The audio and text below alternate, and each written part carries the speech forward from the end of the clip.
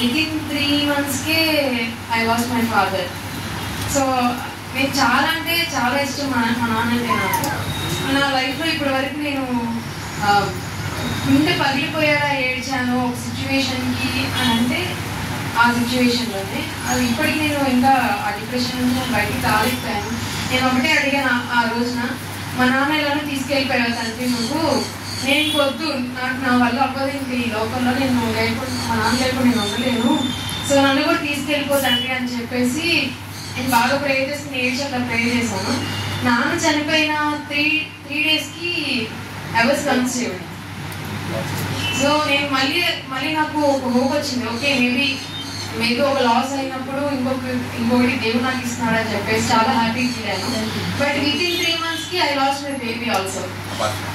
So abortion అయింది. So నేను ఇంక మళ్ళీ గట్టిగా ఫిక్స్ అయిపోయాను, నేను వద్దు, నాకు ఈ లోకంలో నాకు అసలు స్థానం వద్దు, నేనైతే వెళ్ళిపోతాను.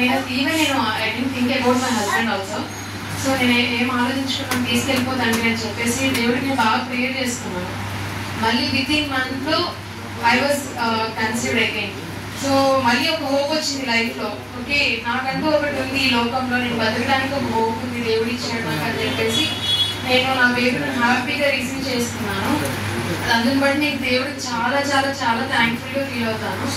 అండ్ లాస్ట్ ఇయర్ November 2024లో బై మిస్టేక్ మా పాపకి కాలు కాలటం అనేది జరిగింది. అది చాలా పెయిన్ఫుల్ మదర్కి అండ్ ఫాదర్కి ఆల్సో. సో ఆ పాప ఏడ్చినప్పుడల్లా మా గుండె పగిలిపోయేది అనమాట.